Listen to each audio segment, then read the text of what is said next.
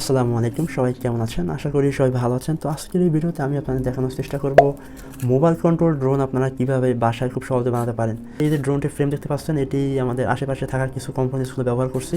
তো আমি যদি আপনাদের প্রথমে দেখাই, আমাদের এই বডির মেইন যে বেসটা রয়েছে এটি হলো আমাদের ককশিট দিয়ে বানানো, এবং এখানে যে দেখতে পাচ্ছেন এটি হলো পিভিসি বোর্ড, এবং আমাদের এখানে এই যে মোটর যে মাউন্ট করা রয়েছে, মোটর লাগানোর জন্য আমি এখানে পপ স্টিক বা আইসক্রিম স্টিক ব্যবহার করছি। আমি এখানে যে আইসক্রিমের স্টিক ব্যবহার করছি, আপনি যদি লক্ষ্য করেন এখানে লাভেলও লেখা আছে। সো আপনারা অনেকে চিনবেন। আপনারা বলতে পারেন যে ভাই আপনি এগুলো দোকান থেকে কিনছেন নর্মালি। না, আমি ভাই আইসক্রিম খেয়ে আপনার জন্য এখানে ড্রোন বানিয়েছি।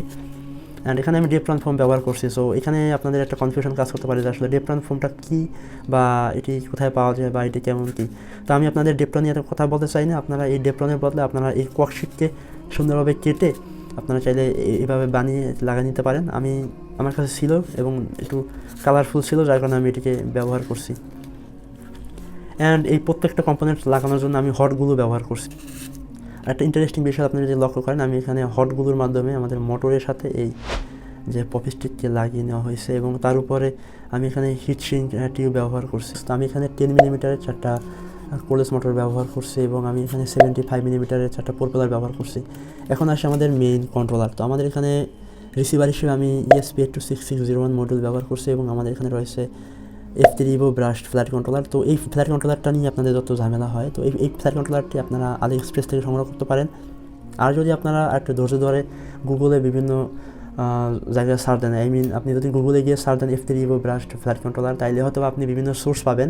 তবে দুঃখজনক হলেও সত্য যে এই ফ্ল্যাট কন্ট্রোলারটি আপনারা বাংলাদেশে পাবেন না। এটির কিছু আপডেটেড ভার্সন আপনারা আলিএক্সপ্রেস বা বিভিন্ন ইন্টারন্যাশনাল শপে আপনি চাইলে পেয়ে যেতে পারেন।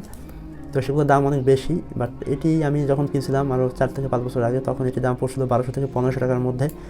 সো এটির বর্তমান প্রাইস আমি আপনাদের বলতে পারছি না, এবং আমি অনেক জায়গায় খোঁজাখুঁজি করছি আপনাদের জন্য, যাতে আপনারা খুব সহজে অ্যাটলিস্ট সোর্সটা পেয়ে যান। বাট আমি সেরকমের কোনো সোর্স পাইনি।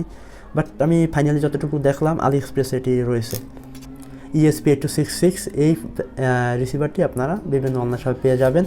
সো এটি থাকে ঠিক এই রকমের। যদি আমি আপনাদের একটু দেখাই, আমাদের ESP826601 মডিউলটি থাকে এই রকমের। তো আমি এখানে সিরিয়াল অ্যাডাপ্টারের মাধ্যমে এটির ফার্মওয়্যার দিয়ে আমি এই যে পিনগুলো রয়েছে এগুলোকে সোল্ডারিং খুলে দেন এইভাবে আমি এখানে লাগিয়ে নিয়েছি। অ্যান্ড আমাদের এই ড্রোনের মেইন কানেকশন, আমাদের ব্যাটারি কানেকশন হলো এটি আমাদের ফ্ল্যাট কন্ট্রোলারের পাওয়ার দেয়, এবং সেই পাওয়ারকে আমাদের এই রিসিভারে নিয়ে আসে। সো এই ছিল আমাদের মোটামুটি এটির কানেকশন। আর এখানে সার্কিট ডায়াগ্রাম খুবই সিম্পল। আমি ডিসক্রিপশন বক্সে সকল ডিটেলস আপনাদের জন্য দিয়ে দেবো। আপনারা ডিসক্রিপশন বক্স থেকে সকল সোর্স পেয়ে যাবেন, ডায়াগ্রাম, আরডিনো কোড, সফটওয়্যার কোনটা লাগবে, এমনকি সফটওয়্যারের সকল ডিটেলস আমাদের ডিসক্রিপশন বক্সে রিসোর্সেস লেখা একটা অপশন রয়েছে, তার সামনের লিঙ্ক রয়েছে। আমি সেখানে সকল ডিটেলস আপনাদের জন্য দিয়ে দেবো।